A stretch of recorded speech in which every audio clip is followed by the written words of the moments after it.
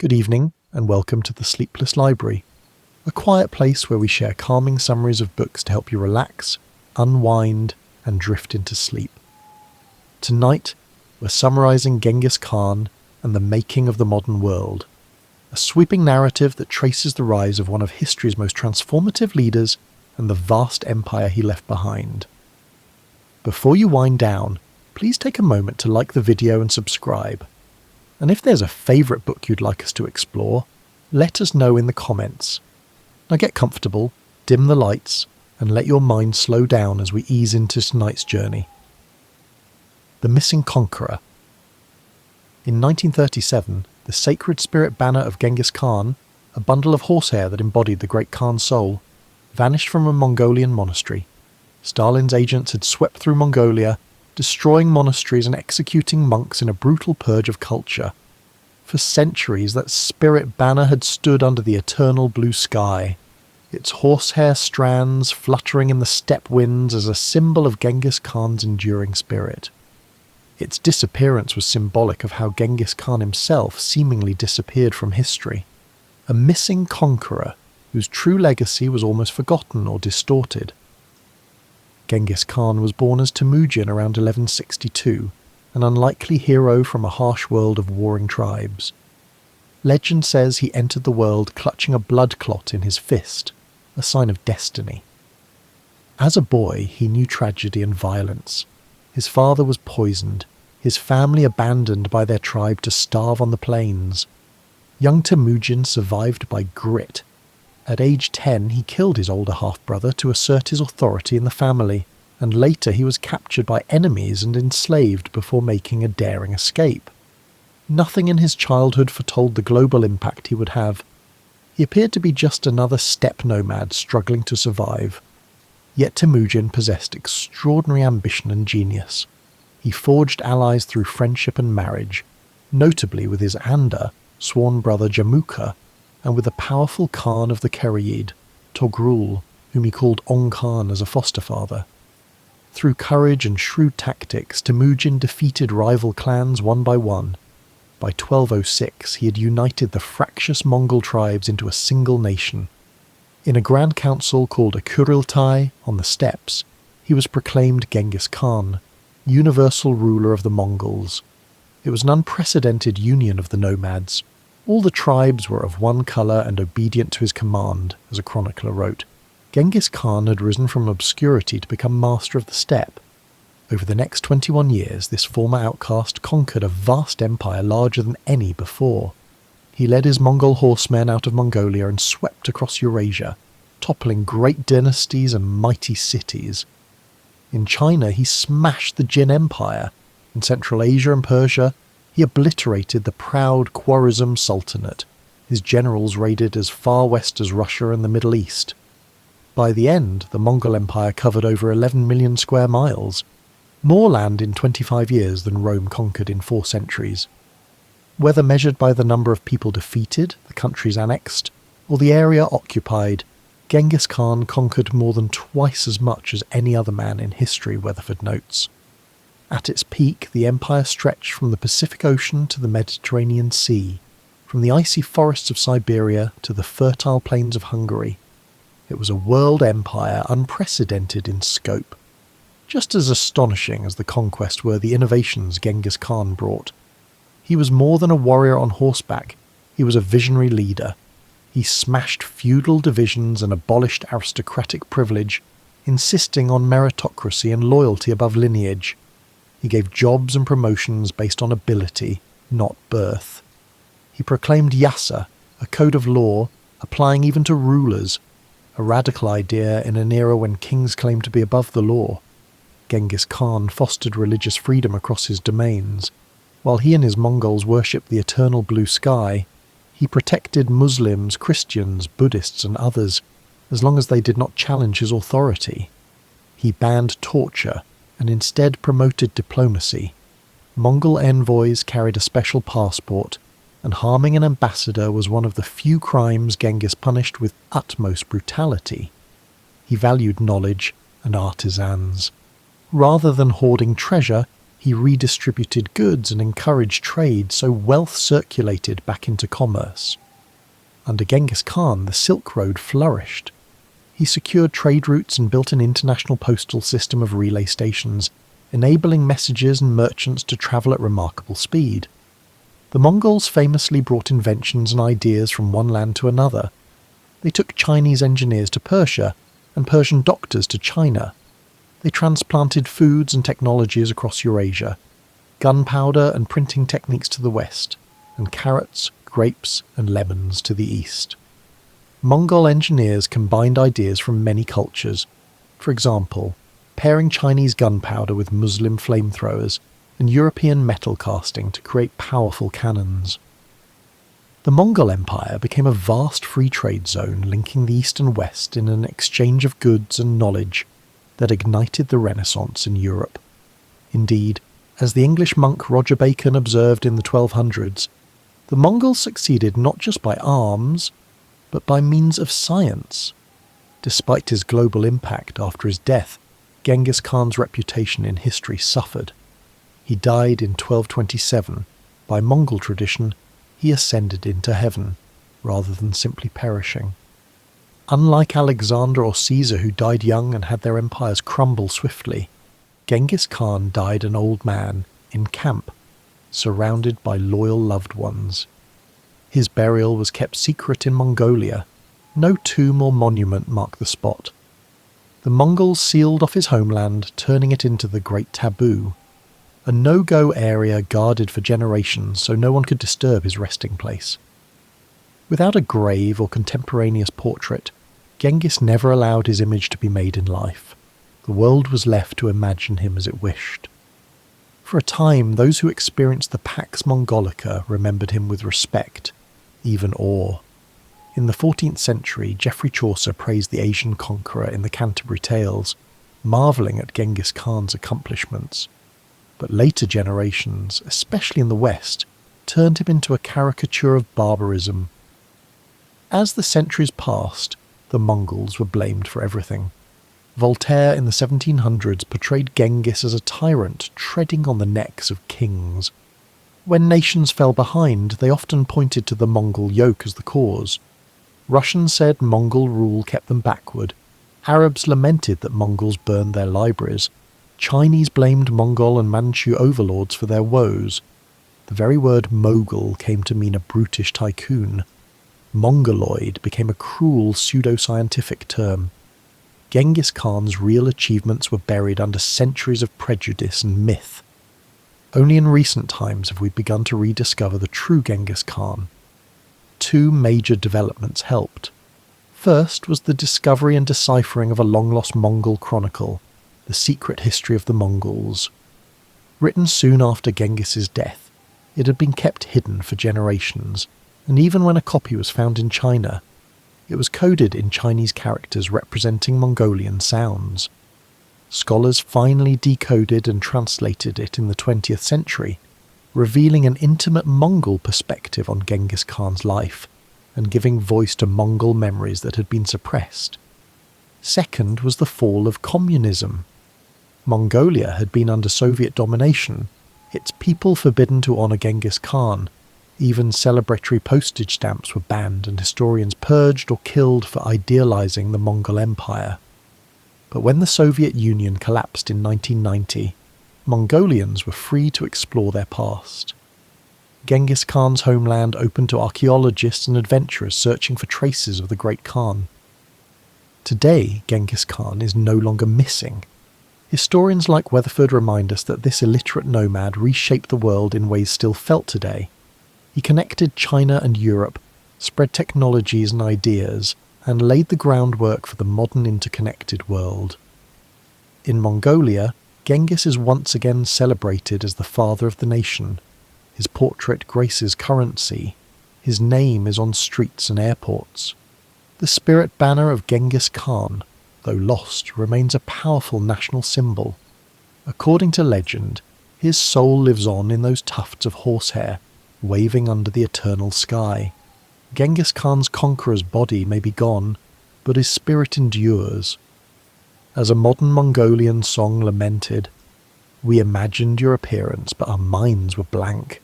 Yet his presence is felt everywhere. After centuries of obscurity and vilification, the world is finally coming to recognize Genghis Khan not as a barbarian scourge, but as a visionary leader who made the modern world possible. The conqueror who was missing from history is missing no more. His legacy rides again, like a banner on the wind, inspiring awe and curiosity across the ages. The blood clot. It is the early 13th century on the Asian steppe. A new conqueror, Genghis Khan, leads his horsemen to the gates of the splendid city of Bukhara in Central Asia. Never before has the Mongol chief deigned to enter a foreign city in triumph, but on this March day in 1220, he does. The people of Bukhara watch in dread as Genghis Khan, astride a sturdy warhorse, rides through their streets. His Mongol army had appeared seemingly from nowhere, emerging out of the desert to strike deep behind enemy lines. The Sultan of Khwarezm's forces never expected an attack from the empty red desert, but Genghis had done the impossible, dragging an army across waterless wastes and mountains to catch Bukhara unawares. Now the city lies at his mercy. The Mongols employ terror and cunning in equal measure. Before assaulting Bukhara, Genghis Khan had sent refugees flooding into the city, spreading panic with tales of Mongol horrors. He offered nearby towns a choice: surrender and be spared, or resist and face annihilation. Many townsfolk, abandoned by their fleeing garrison, threw open Bukhara's gates in surrender. Genghis Khan entered the city's grand mosque, a conqueror in coarse wool amid pillars of carved stone. According to some accounts, he addressed the trembling inhabitants. If you had not committed great sins, God would not have sent a punishment like me upon you. Whether or not he actually spoke those words, the message was clear. Bukhara was being punished, and Genghis Khan was the instrument. This dramatic victory in Bukhara showcases the mature Genghis Khan at the height of his powers. But to understand how Temujin, the boy, became Genghis Khan, the world conqueror, we must journey back to his origins, to the wind-swept grasslands of Mongolia, where he was born clutching a blood clot in his tiny fist. Hoelun, the boy's mother, was a young bride riding home with her first husband when she was violently abducted by a Mongol warrior, Yesuge. Yesuge took Hoelun as his own, and she soon bore him a son. The newborn's fingers were wrapped around a dark red clot of blood, a mystic sign to the superstitious steppe folk. Was it a prophecy of greatness, or an omen of carnage? Hoelun herself, a captive in a strange camp, could only wonder and worry at what fate held for her child. She named him Temujin, possibly after a Tatar warrior Yesuge had slain. From the start, Temujin's life was forged in blood and strife. Temujin's early years were a struggle for survival. When he was about 9, his father Yesuge was poisoned by enemy Tatars. With Yesuge gone, the family, Hoelun and her children, were betrayed and abandoned by their tribe. Other Mongol clans cast them out to die on the open steppe. Hoelun, resourceful and iron-willed, kept her children alive on wild roots, ox carcasses, and whatever they could hunt or gather. The young Temujin grew up under the constant threat of starvation and attack. Violence was never far. As a boy, Temujin got into a deadly quarrel with his older half-brother Begta over food and authority. Defying custom, Temujin and his full brother Kasar killed Begta with arrows, eliminating a rival and cementing Temujin's role as head of the household, despite being only in his early teens. It was a grim solution, but on the lawless steppe, ruthlessness was sometimes the price of survival. Not long after, Temujin himself was captured by former allies turned enemies. A neighbouring clan, the Taichiud, who had once sheltered his family, decided to enslave the teenage Temujin, perhaps fearing his growing boldness. They locked him in a kangway, a heavy wooden yoke, and paraded him as a trophy. Yet Temujin's indomitable spirit could not be contained. One night, he smashed his guard with the kangway and fled into the dark. A sympathetic herder hid the fugitive in a pile of wool until the search passed. In a thrilling escape worthy of legend, Temujin eluded his captors and regained his freedom. Each close scrape, starving on the plains, killing his brother, fleeing slavery, taught Temujin hard lessons in cunning and resolve. Despite these ordeals, Temujin also found loyal friends and love in his youth. As a boy, he forged a deep bond of brotherhood with Jamuka, a charismatic young warrior from a related tribe. The two swore an oath as Andas, blood brothers, promising eternal friendship. Temujin also met Berthe, a girl from a nearby tribe, who became the love of his life. He married Berthe in his late teens, and she would be his cherished queen and closest advisor through all the turmoils to come. Berthe even brought a valuable marriage gift, a black sable fur coat, which Temujin shrewdly used to cement an alliance with Togrelon Khan, the powerful Keryid leader. Handing over the coat, Temujin effectively adopted On Khan as a father figure, gaining his patronage. By age 20, Temujin had a small but loyal following. His own family, a few close companions, and allies like On Khan and Jamuka. In this period, a dramatic crisis would elevate Temujin from a minor clan leader to a rising power. The old enemies of his mother's past, the Merkid tribe, sought revenge for Hulun's long-ago abduction. One night, they attacked Temujin's camp to kidnap Berthe, aiming to hurt Temujin as Yasuge had hurt them years before. Temujin and his family fled bareback into the night. In the chaos, Berthe was seized by the Merkids and carried off, disappearing into the darkness while Temujin hid in the forests of Burkan Khaldun Mountain. This was Temujin's low point, his wife stolen, his band scattered, but it became the turning point of his life. Rather than accepting Berthe's loss, Temujin resolved to rescue her at any cost. Alone on sacred Burkan Khaldun, he performed a traditional ritual. Unwinding his sash, hanging it around his neck and sprinkling milk to the sky, he prayed to the eternal blue sky and the mountain spirits for strength and guidance. Burkan Khaldun, source of 3 rivers and heart of Mongol lands, heard his plea. Temujin then turned to what resources he had. He called on Khan and on Jamuka, appealing to their bonds. Both responded. Jamuka, his sworn brother, and On Khan, his patron, each raised their warriors to join Temujin's cause. Together they rode against the Merkid. In a night raid, the allied forces fell upon the Merkid encampment. Mongol arrows rained and swords flashed. Amid the fray, Berthe, who had been given as wife to a Merkid warrior, sensed her husband's presence. Hearing Temujin's voice cry her name, she boldly leapt from the cart in which she was being whisked away, and ran through the confusion toward him. In the darkness, Temujin swept Berthe up onto his horse. The Merkids were routed, their vengeance thwarted. Berthe was safe in Temujin's arms again, though she bore a troubling secret. She was pregnant.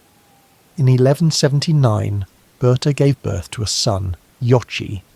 Because of her time among the Merkids, whispers arose about the boy's paternity. Temujin named him Jochi, meaning visitor or guest, hinting at uncertainty. Yet Temujin accepted Yochi as his own, never disavowing him. This personal trial would later sow tensions, but for now the family stayed united. The rescue of Berthe launched Temujin's rise to greatness. Flushed with victory and gratitude, Temujin and Jamuka reaffirmed their brotherhood. They joined their camps, gathering a larger following in the fertile Korkonag Valley between the Anon and Kirlin rivers. In a ceremonial renewal of vows, the 2 young men shared a blanket as brothers, symbolizing their unity as equal leaders. For a time, they commanded a formidable joint force. Jamuka, of noble lineage, was acclaimed Gur Khan, universal Khan by many tribes, and Temujin served loyally alongside him. Under Jamuka's mentorship, Temujin learned the arts of larger-scale leadership, managing herds, moving camps, and the conduct of tribal warfare beyond his family band. Yet the alliance of 2 Khans was not destined to last. Within a year or 2, tensions grew. Jamuka, the aristocratic leader of high-born lineage, treated Temujin's lesser-born companions with disdain. Temujin, who had lived the hardships of commoners, increasingly favoured promotion by merit over the old aristocratic hierarchies. One evening during a migration, Jamuka decided to camp early, following tradition, but Berta urged Temujin that they should press on separately. That night, Temujin and his followers stealthily broke away from Jamuka's camp and rode off into the darkness. By dawn, Temujin had made a fateful break. The blood brothers parted, and each would chart his own path. Temujin's departure triggered the First Mongol Civil War. Many felt torn between Jamuka, the proper noble Khan, and Temujin, the bold upstart. In 1187, these tensions erupted in battle. Jamuka's army confronted Temujin's smaller force. The clash went poorly for Temujin. According to the secret history, Jamuka's side captured and brutally executed some of Temujin's generals by boiling them alive, a shocking act meant to terrorise others. Temujin barely escaped with a remnant of loyal men. For a time, he lived as a fugitive again, his nascent power apparently crushed. But defeat taught Temujin valuable lessons. He realised that the old ways of tribal loyalty were fickle. Tribes assembled one season could melt away the next. If he was to prevail, he needed to inspire deeper allegiance and offer greater rewards than the traditional Khans. He focused on building a new kind of army, based not on tribal ties, but on personal loyalty and discipline. Over the next decade, Temujin slowly rebuilt his strength. He welcomed low-born warriors and defeated clan members into his ranks, offering them a share in plunder and a place in a growing new order. He began to reorganize Mongol society into squads, companies, and regiments, the famous Arban, Zun, Mingun, Tumen structure, cutting across tribal lines. In this way, he eroded the power of tribal chieftains and bound his men directly to him as their leader. By the late 1190s, Temujin was stronger than ever. He had gained a reputation for generosity to friends and mercilessness to enemies, traits essential for steppe leadership. Step by step he picked off rival bands. He defeated the Tatars, avenging his father's murder, and in victory he did something radical. Instead of giving high post to aristocrats, he elevated humble warriors who had proven themselves in battle. Those Tatars not executed were absorbed directly into his army as loyal soldiers, their identities effectively remoulded as people of the felt walls alongside all other tribes. Temujin was crafting a united Mongol nation out of the fragments of the steppe. His old patron, Ong Khan, initially supported Temujin's conquests, but as Temujin's power and fame grew, Ong Khan grew jealous and fearful of his adopted son. Jamuka, still nursing his grudge, allied with Ong Khan to oppose Temujin. In 1203, Temujin requested that his eldest son Jochi marry Ong Khan's daughter, a proposal that would make Temujin officially Ong's heir. Ong Khan, egged on by his own son Sengum, haughtily refused, reportedly exclaiming he'd rather cast his daughter into fire than give her to Temujin. The die was cast. Ong Khan then attempted treachery. He invited Temujin to a feast only to plot an ambush. Temujin discovered the trap just in time. Facing the greatest danger of his life, he fled with a handful of men into the wilderness, his forces scattered. For the second time, Temujin became a fugitive in his own land, reminiscent of his flight from the Merkids years ago. At this perilous moment, Temujin's staunch followers proved their loyalty. Though reduced to perhaps only 19 companions, Temujin made a famous stand on the muddy Lake Baljuna, and swore an oath of brotherhood with those who remained. The Baljuna covenant became legend. Temujin and his men drank muddy water mixed with mare's milk, vowing that if they ever enjoyed riches they would share them, and if they failed they would die together. This act of unity and desperation forged an unbreakable core of supporters around Temujin. With these loyalists, he plotted a comeback. Temujin moved swiftly. Ong Khan, thinking Temujin defeated, was unprepared for a counterattack. But Temujin had secretly rallied old allies. Many Mongols who had initially deserted him were impressed by his survival and outraged by Ong Khan's treachery. Even family members of Ong Khan and Jamuka slipped away to join Temujin, such as troops loyal to Temujin's mother Holun's relatives and to Berte's kin.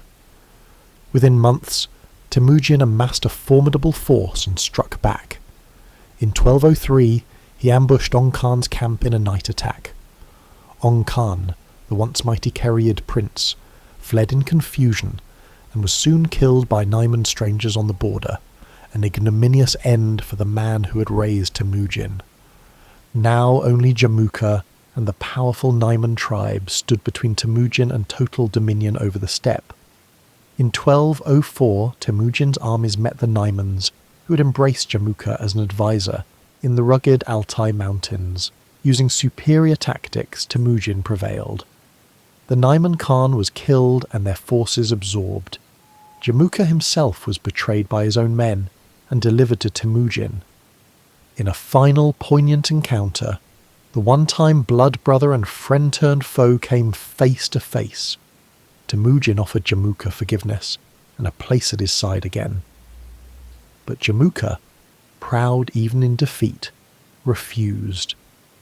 The secret history records that Jamukha asked for an honourable death without bloodshed, a request Temujin granted, perhaps by having Jamukha quietly executed by breaking his back.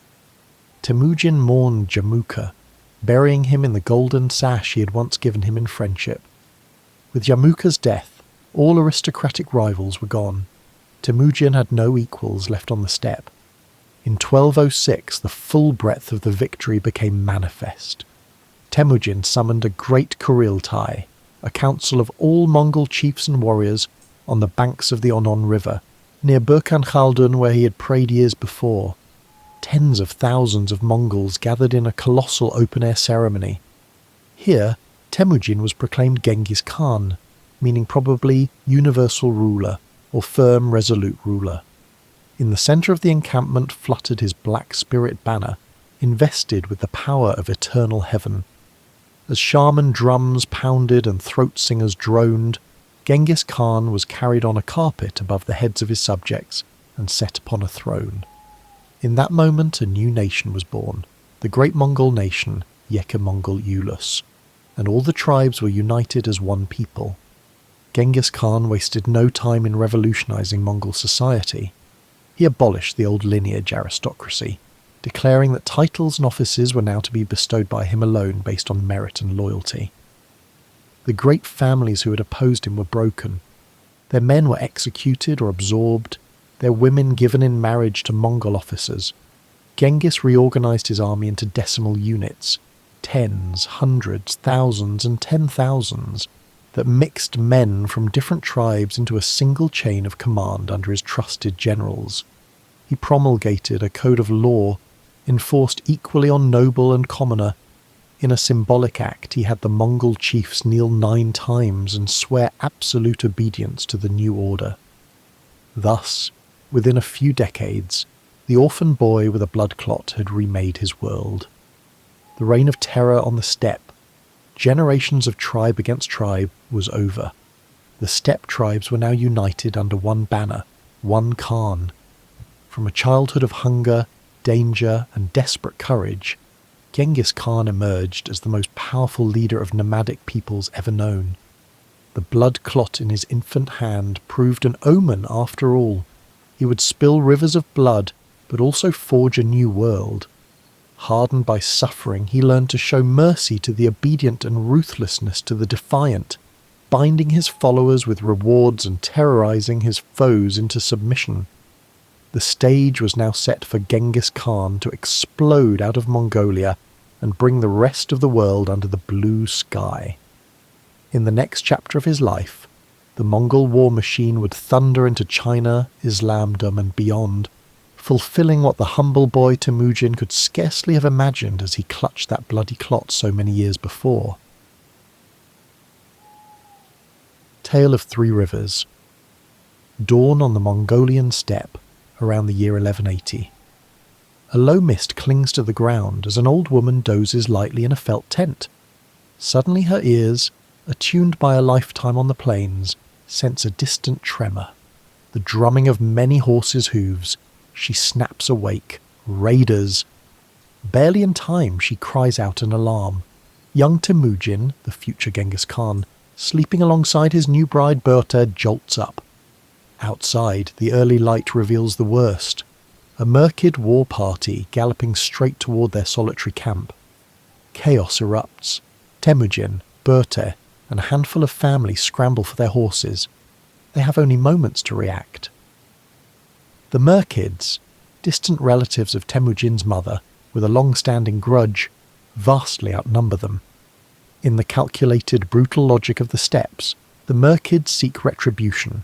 Years ago, Temujin's father abducted Holun, Temujin's mother, from a Merkid husband, and now they intend to steal Temujin's wife Berta in revenge. Knowing they cannot possibly fight, Temujin and his companions do the unthinkable. They leave behind Berta, along with his stepmother and the brave old woman whose alarm saved them, as bait to slow the pursuers. Temujin's party spurs their horses and flees north toward the sheltering forests of Burkhan Khaldun Mountain. As Berta watches her husband disappear over the ridge, Merkid warriors seize her, throwing her into a cart.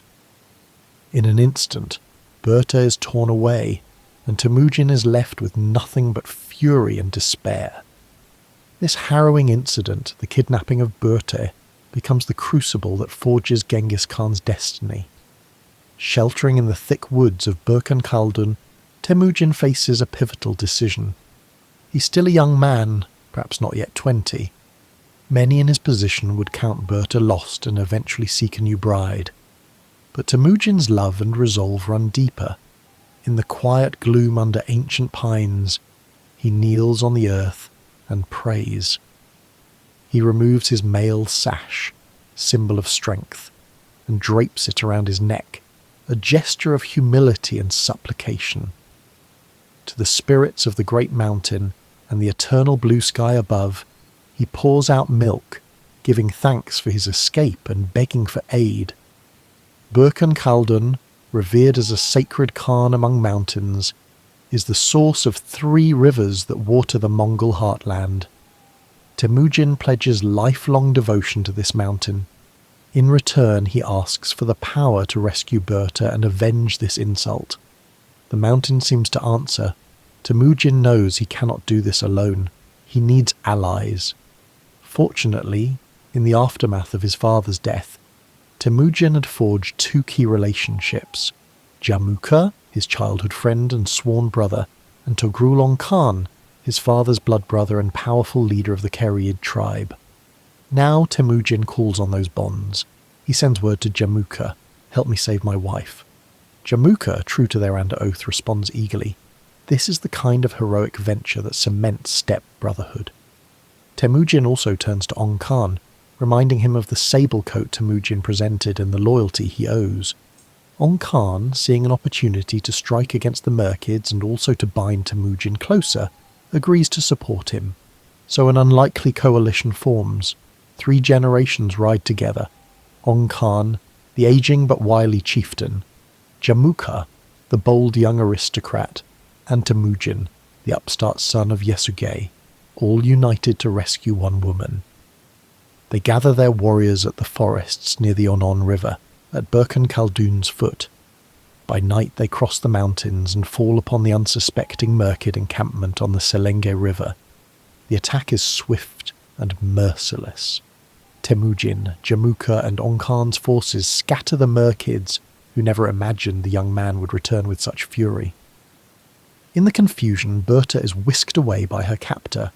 Heart pounding, she hears shouts, horses screaming, the clash of steel, and above it all a familiar voice calling her name. It is Temujin, tearing through the Merkid wagons looking for her. Summoning every ounce of courage, Berta jumps off the cart she's being held in and runs toward the voice through the dark chaos. Temujin, on horseback, nearly misses her in the melee, but then he glimpses her silhouette. He reaches down and hoists Berta onto his saddle, holding her tight. In that moment, in the midst of battle, husband and wife are reunited. Berta, who had been certain she'd never see Temujin again, now sobs in relief. The Merkid warriors, seeing their prize snatched away, fight all the harder, but the allies rout them completely. Many merkids are slain, and the rest scatter into the north, broken and leaderless. When dawn breaks, Temujin approaches Onkhan's camp with Berta beside him. The rescue is an extraordinary success, one that will be recounted for generations in Mongol lore. Temujin is deeply grateful. He bows to Onkhan, addressing him now as father for his pivotal help. Jamukha and Temujin embrace as brothers in arms. This victory is more than personal. It establishes Temujin as a rising force. The Merkids were a known tribe. Their defeat by Temujin's coalition boosts his prestige enormously among the Mongols. It's clear that Temujin is favoured by heaven. How else could a despised outcast win back his wife against such odds? Yet amid the joy comes a delicate issue. During her captivity, Berta conceived. Within months of her return, she gives birth to a son named Yochi. Whispers run through the camp. Is Yochi Temujin's seed, or the Merkid warriors? Temujin's own mother Huelun was pregnant with Temujin when she was taken by Yesugei, so Huelun empathizes with Berta's plight. Temujin decides that Yochi will be accepted as his firstborn. To reject the child would disgrace Berta and show weakness. Still, the very name Yochi, meaning guest, hints Temujin harboured some doubt. This unspoken question, Yochi's legitimacy, will simmer for decades and eventually fuel rivalries among Temujin's sons. But for now, Temujin lavishes love on Berta and the baby, delighted simply that they are safe and together. Flushed with this success, Temujin's followers swell. Fresh from victory, Temujin and Jamukha camp together in high spirits. In the rich valley between the Onon and Kurlan rivers, old tribal lines blur as men from various clans join their camp. Temujin's reputation begins to attract disaffected warriors from other tribes, men who are impressed by his courage and generosity, or who chafe under their own chiefs. 7 of Onkhan's top commanders, seeing the valour Temujin displayed, actually desert Onkhan and come to Temujin bringing their households. This shows Temujin's growing charisma. He can even pull loyalists away from a great Khan like Ong. Jamukha and Temujin renew their Andar oath a third time, now as grown men and co-leaders. They seal it with ceremony. One legend says they slept under the same blanket that night, symbolising unity. For 1 year, the two Andar lead a combined force, raiding enemies and sharing spoils. Jamukha, coming from nobility, naturally assumes overall command, and Temujin defers to him for a while. During this period, Temujin's men learn Jamukha's ways of the herding life and warfare, adopting some of his more seasoned practices. All seems well. The two blood brothers appear poised to remake the steppe order together, but human nature and ambition intervene. Jamukha is an aristocrat to his bones, proud of his lineage as a descendant of an earlier Khan. He believes in the old Mongol hierarchy, blue-blood princes ruling over commoners. Temujin's entourage, by contrast, includes many low-born comrades whom he has raised to positions of importance out of loyalty. Jamukha's inner circle looks down on these upstarts, and frictions develop. Moreover, Temujin notices that Jamukha tends to favour his own relatives for high commands, and punishes other clans more harshly. Jamukha even executes some captured thieves by pouring molten silver into their ears, seen as an excessively cruel act, horrifying Temujin's men, who prefer quick, clean killings on the battlefield to such torture. Such incidents drive a wedge between the two leaders. The breaking point comes in 1181. During a migration, Jamukha decides to make camp early one day, following tradition to allow his flocks to rest. Temujin, always more pragmatic and restless, suggests they press on further that day. Berta, wise and strong-willed, advises her husband that perhaps it's time they separate from Jamukha's camp and go their own way. Temujin agrees. That evening, when Jamukha's followers pitch camp, Temujin and his men suddenly mount up and steal away under cover of darkness, putting as much distance as possible between them and Jamukha by dawn. When Jamukha awakes, he is furious to find his Andar gone. The great split has occurred. Mongols later mark it as the moment the nation divided into two factions, one led by Jamukha, champion of the old aristocracy, and one by Temujin, herald of a new order. After the split, many of the common people flock to Temujin. They admire his humility, remembering that Temujin shares hardship with his men and doesn't put on aristocratic airs. Jamuka, though respected among nobles, is seen as remote and haughty by ordinary herders. Within months of the separation, thousands of families' nomadic tents join Temujin's camp. According to the secret history, Jamuka is insulted when Temujin is addressed as Khan by these followers, a title Jamuka feels belongs to him. Both men start to compete openly for leadership of all Mongols. The rivalry turns violent in 1187, culminating in the Battle of Dalan Baljut, as some sources call it. This was Temujin's first attempt to overthrow Jamuka militarily, but it fails. Jamuka proves a capable commander and wins that engagement, reportedly capturing and gruesomely executing some of Temujin's men by boiling them alive in cauldrons. The brutality backfires. Mongols are appalled by such cruel punishment. Jamuka's cruelty costs him support. Meanwhile, Temujin's ability to escape and fight another day enhances his mystique as a man protected by heaven. Over the next decade, Jamuka's coalition gradually weakens as allies defect to Temujin, drawn by his fair leadership and promise of spoils. Throughout the 1180s and 1190s, Temujin cements his power. He defeats tribe after tribe, not in large set-piece battles, those will come later, but in raids, skirmishes, and by subverting their allegiances. One by one, clans that had followed Jamuka or other traditional Khans joined Temujin. Recognizing his growing might, Temujin's old patron Ongkhan reconnects with him, and the two restore their alliance for a time, with Ongkhan treating him like an adopted son again. In 1296, with Ongkhan's help, Temujin crushes the Tatars, ancient enemies who had poisoned his father decades ago. In victory, Temujin takes ruthless measures. All Tatar men above a certain height are executed, payback for past treachery, but their children and women are spared and absorbed into the Mongol nation. Crucially, Temujin distributes Tatar captives among all Mongol families, diluting tribal identities.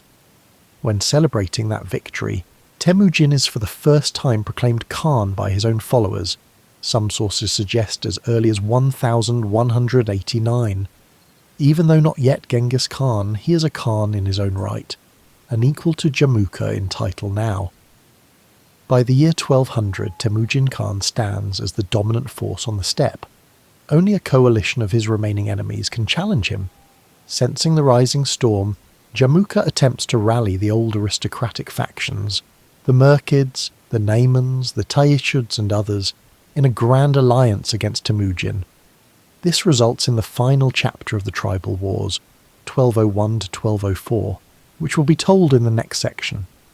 But the seeds of Temujin's ultimate triumph were sown back in those desperate moments, when he preyed on Berken-Khaldun, and when he dared risk everything to save Berte.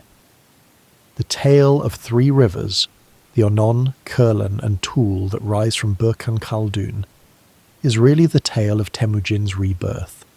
From a hunted youth finding sanctuary by the Onon's headwaters, to a unifier sharing blood oaths by the Kurlan, to a victorious Khan gathering the tribes on the Toul's banks, Berken-Khaldun, that sacred mountain, remained forever at the heart of Genghis Khan's life.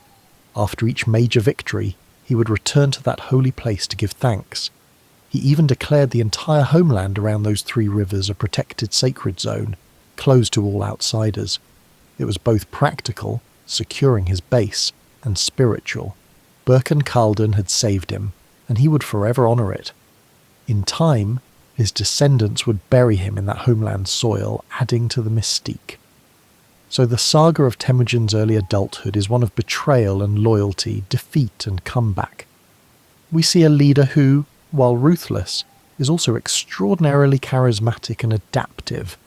He earns the devotion of commoners by treating them well, and the respect of nobility by defeating them soundly. He turns battlefield setbacks into lessons and friendships into alliances.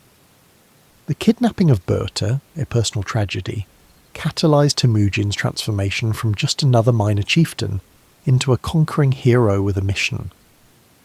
By rescuing her, he proved his resolve to his people and to himself. By the end of this chapter of his life, Temujin has broken the cycle of tribal vengeance that defined steppe life and replaced it with a new vision. All tribes united as one under a strong, just ruler. In the flicker of campfires by those three rivers, one can imagine Mongol bards recounting these exploits. "There is fire in his eyes and light in his face," they quote, recalling an early prophecy about young Temujin. Indeed, a fire had been lit, the fire of a world conqueror. Soon that flame would spread far beyond the three rivers of his homeland, as Temujin Khan, now Genghis Khan, prepared to carry his standard across the Gobi Desert and into the wider world. The War of the Khans.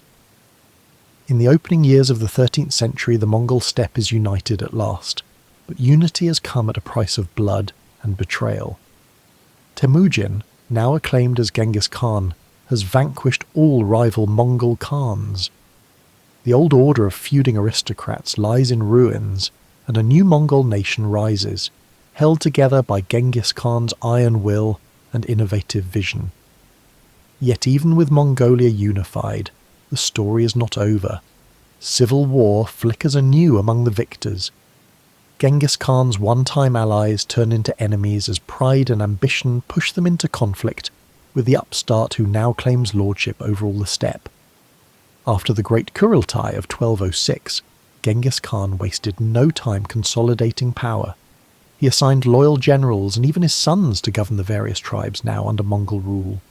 He took aristocratic widows and daughters, like the Naiman princesses, as wives for himself or his men, cementing alliances. Aristocratic titles were abolished. No more would ancient clan nobles challenge his authority. The Mongol homeland in the Senti Mountains, source of the Onon, Kurlan and Tul rivers, was declared a sacred preserve off-limits to outsiders. Only the royal family could enter this Ich-Korig, Great Taboo area, which became a spiritual centre and burial ground for the Golden Family. By this act, Genghis Khan symbolically secured his base for eternity. The heartland was for Mongols alone, closed to all foreign feet. Having vanquished enemies near and far, Genghis Khan's Mongol nation, Yeki Mongol Ulus, stood supreme. But victory created its own tensions. Khan was dead, Jamukha was dead. The Tatars, Merkids and Naimans subdued, yet an undercurrent of unease remained in the Mongol royal camp. Genghis Khan's sons, particularly the eldest, Yochi, and second son Chagatai, bickered even during the 1206 Kurultai. They quarrelled over hunting spoils and accused each other, perhaps fuelled by lingering doubts about Yochi's legitimacy. Genghis Khan had to intervene, and in doing so he began shaping the future. Tradition was that the youngest son, Tolui, might inherit the hearth, but Genghis saw the need for an undisputed heir to lead the empire. He turned to his third son, Ogedei, the genial, well-liked middle son with a steady temperament. At a gathering of his sons, Genghis Khan made them swear to accept Ogedei as successor when the time came. Yochi and Chagatai, after heated argument, agreed to this compromise to prevent their rivalry from tearing apart the empire. By securing Ogedei's place, Genghis Khan aimed to avoid the fraternal strife that so often wrecked conquerors' families. Meanwhile, challenges arose externally from those who had once been friends. One notable threat came from Togrul Khan's son, Sengum. Though Khan was gone, Sengum had survived and, with some of his Kariid followers, sought refuge with the neighbouring Naiman tribe. There, Sengum and the Naiman prince crafted an alliance with none other than Jamukha during the final phase of Temujin's rise. This coalition had been crushed in 1204 when Genghis defeated the Naimans, but some embers still glowed. The far western tribes were not yet fully reconciled to Mongol rule. The final war to secure the steppe occurred in 1203 to 1205, pitting Genghis Khan against the last pockets of resistance led by Jamukha and the Naiman Khan. This we have partially seen. Genghis's daring escape from Khan's betrayal in 1203, the Baljuna Covenant, and his subsequent triumph over Ong and Jamukha. By 1205, the Naiman realm had collapsed, and Jamukha was executed. Genghis Khan stood as undisputed master of Mongolia. The ragged princes who once looked down on Temujin were gone, victims of his sword or their own allies' treachery. Genghis's men even captured the Taichud chief, the clan that had enslaved him in youth, and reportedly executed him by pouring molten silver in his eyes, a grim echo of Jamukha's own cruelties and a warning that no betrayal would be forgotten. Yet in victory's glow, one more betrayal emerged, from within Genghis Khan's own family. In 1207, soon after the Great Kuriltai, Bekta's younger brother, an uncle of Genghis named Temujin, conspired with some discontented aristocrats. Temujin, perhaps thinking Genghis Khan was too common or influenced by shamans, saw an opportunity to snatch power. When Genghis Khan went campaigning in the forest tribes to the northeast, Temujin attempted a coup. The plot was discovered and crushed. Temujin, though Genghis Khan's last surviving brother, was executed, or possibly forced to commit suicide, showing that the Great Khan's justice spared not even his kin. With that, internal dissent evaporated. The new empire was forged in unwavering loyalty to the Khan. Now Genghis Khan turned his gaze beyond Mongolia's borders. The old enemy tribes were defeated. To keep the Mongol nation united and the army sharp, he needed external targets. Idleness could breed division, and Mongols had a saying, "War was the Mongols' harvest." Conquest provided goods to reward followers and enemies to galvanize them. Genghis Khan faced a choice, where to direct his warriors next. South lay the Jurched Jin dynasty of northern China. Wealthy but militarily formidable behind their great wall, the Jurched emperors had once styled themselves Golden Khans and demanded Mongol submission. East lay the Tangut kingdom, Xia, in the Gobi's edge, a smaller state rich from Silk Road trade. West stretched the endless steppe into Central Asia, where the powerful Khwarizm Empire ruled rich Muslim cities. Each direction held a lure, vast loot and new challenges. At this time, around 1207 to 1209, Genghis chose a relatively easy initial target to blood his army and secure his flank, the Tangut kingdom of Xia. The Tanguts controlled caravan routes and had fortresses guarding Gansu corridor. By attacking them first, Genghis could gain siege warfare experience and eliminate a potential threat before facing the mightier Jin or Khwarizm. Genghis Khan's campaign against the Tangut, 1207 to 1209, was indeed like a dress rehearsal for future wars. The Mongols had never confronted big walled cities. The Tangut fortresses taught them painful lessons.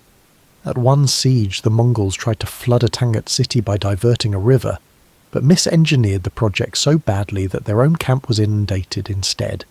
Still, they adapted quickly. Genghis recruited Chinese engineers and local guides to build siege engines, bridges and scaling ladders on the spot. The Mongols learned to feign retreat even in siege, luring Tangut defenders out from behind walls only to ambush them, a tactic Subutai would famously use later. After several skirmishes and brutal assaults, the Tangut ruler capitulated. In 1209, he submitted to Genghis Khan, offering tribute and a princess as a wife to the Khan. Genghis Khan accepted their surrender rather than insist on total annihilation. The Tangut became vassals, giving the Mongols a secure southern flank and access to Chinese goods, while their kingdom remained nominally intact for the time being. No sooner had the dust settled from the Tangut War when the Jurched Jin dynasty foolishly provoked Genghis Khan. In 1210, a Jin ambassador arrived at Genghis Khan's camp with an imperious message. A new Jurched emperor had ascended in China, styling himself the Golden Khan, and the Mongols must come pay tribute as vassals. This was a grave miscalculation. The Jurched Jin had long lorded over the steppe peoples. Khan himself had once bent the knee to them. But now the Mongols were united under a conqueror of their own. Genghis Khan bristled at the demand. Instead of obedience, he turned toward the south, spat on the ground, and uttered a string of insults against the Jurched emperor. He mounted his horse and rode away, leaving the stunned envoy in his dust, a pointed declaration of war. Genghis Khan reportedly said, "I will not kowtow to any man on earth," knowing full well this defiance meant a fight with the mighty Jin Empire. In 1211, Genghis Khan summoned a great Kuriltai to gather the Mongol forces for the invasion of Jin China. A spirit of destiny imbued the gathering. If any Mongol had misgivings about attacking the colossal Jin realm with its millions of people, they did not voice them. Those who doubted simply did not show up. Absence was the only form of veto in the Mongol way. But people came in droves, eager for plunder and revenge. The Mongols had an outstanding account. Decades earlier, the Jin had treacherously poisoned Temujin's father and had long played the tribes against each other. Now was payback. The Mongol-Jin War raged from 1211 to 1215. Genghis Khan led perhaps 100,000 horsemen through the mountain passes of the Great Wall. At the Badgermouth Pass, Badger Gap, in 1211, the Mongols encountered a huge Jin army blocking their way. Using feigned retreats and sudden flank attacks, Genghis outmaneuvered the Jin, winning a crushing victory that left North China's frontier open. City after city fell to the Mongols. Some opened their gates in fear and were spared, and even incorporated into the Mongol war machine, engineers and artisans put to work. Others resisted and suffered annihilation. The Jin fortresses posed challenges, but Mongol adaptability and ruthlessness prevailed. They would starve out garrisons or drive frightened refugees ahead of them to sow panic. As seen at Liaoyang, one Mongol general pretended to retreat, leaving behind supplies as if abandoned in haste. When the Jin defenders rushed out to loot, the Mongols swooped back and seized the open city. The climate and terrain proved as dangerous as the enemy. The Mongols were steppe warriors, unused to the humid heat of the cultivated North China plains. In summer, an unpleasant climate decimated them with fevers and strange diseases. Genghis Khan learned to have his troops withdraw to higher, cooler grasslands in the worst of the summer heat, resuming campaigns in cooler seasons. This seasonal approach would characterize their later wars too. They avoided campaigning in muggy Indian jungles or during monsoon rains, for example. By 1214, Genghis Khan's forces had pushed to the Jin capital of Zhongdu, modern Beijing. After a brutal siege, the Jin emperor, facing internal coups and unrest, offered a humiliating truce. He gave Genghis massive tribute, piles of gold, silver, silks, and 3,000 horses, plus a princess as a token bride. In return, Genghis Khan agreed to withdraw, content for the moment to leave the Jin a rump state so long as they acknowledged him as overlord and paid up. The Mongols departed northward laden with riches beyond their wildest dreams, camel caravans groaning with silk and treasure streaming back to Mongolia. The Mongol people, who a generation earlier wore rawhide and felt, now swaddled themselves in Chinese brocades. One eyewitness said the flow of silk out of China was so great that the Mongols even used silk as pack ropes and tent ties, and silken cords replaced leather reins. Indeed, a river of brightly coloured silk flowed out of China north to Mongolia. However, this truce with Jin did not last. The Jin Golden Khan, deeply humiliated, soon broke the agreement. He relocated his capital south to Kaifeng on the Yellow River, abandoning northern China entirely. To Genghis Khan, this flight was treachery. The Jin emperor was reneging on submission and trying to hide behind distance. Outraged, Genghis Khan in 1215 returned to besiege Zhongdu, the old capital, once more. The city, now stripped of the court's protection, fell after a furious assault. This time Genghis Khan looted it thoroughly as punishment. Interesting vignettes illustrate Mongol methods. When the Mongols took Zhongdu, Genghis Khan delegated the actual sacking to Khitan and Chinese allies to avoid chaos. But these allies went on a greedy rampage, breaking the strict Mongol looting protocols. Mongol overseers like the judge Shigi Kyutuku tried to enforce order, and when they found bribery and indiscipline, Genghis Khan acted. goods were confiscated and culprits punished. The records hint the punishment was severe, though specifics aren't given. Genghis Khan insisted that plunder be divided fairly and in an orderly fashion, with a fixed share to the state, 10% to the Khan, shares to widows or orphans, etc. Even in destruction, he maintained a brutal kind of law and order. Finally, Genghis Khan decided to turn North China's farmlands back into steppe. He reportedly ordered that the rich agricultural lands around Zhongdu be trampled to pasture. Mongol horses ploughed the fields into mud, uprooting crops and levelling villages to create grazing land. This served a dual purpose: preventing the Chinese peasantry from reconstituting themselves into a hostile force, and creating a buffer zone of open land between settled China and Mongolia for ease of future defence or raids. The old northern frontier of China became a depopulated belt under Mongol control, a no man's land where wild game roamed and nomads could ride freely. By mid-1215, North China, everything north of the Yellow River, lay devastated and largely in Mongol hands, except a few isolated Jin holdouts in the south. The Jin dynasty had effectively lost its northern half, but Genghis Khan did not attempt to conquer all of China at that time. He had broken the Jin's power and secured unimaginable wealth, and probably saw diminishing returns in besieging the well-defended southern Song or chasing the Jin remnants immediately. He left the mopping up for later. Indeed, his sons and grandsons would finish off the Jin and conquer the Song by 1279. So by 1215, Genghis Khan had proven that no fortification could guarantee safety against him. The Golden Khan of the Jurched had been decisively spat upon and humbled. The Mongols, who once barely had metal for arrowheads, now drowned in riches from Chinese workshops. Genghis Khan distributed these rewards across his entire nation. Ordinary Mongol families suddenly wore silk tunics and drank wine from silver bowls.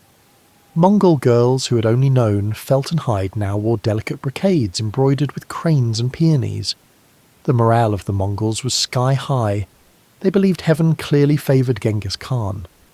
Many Chinese and Khitan soldiers even defected to serve him, impressed by his might and perhaps disillusioned with their own rulers.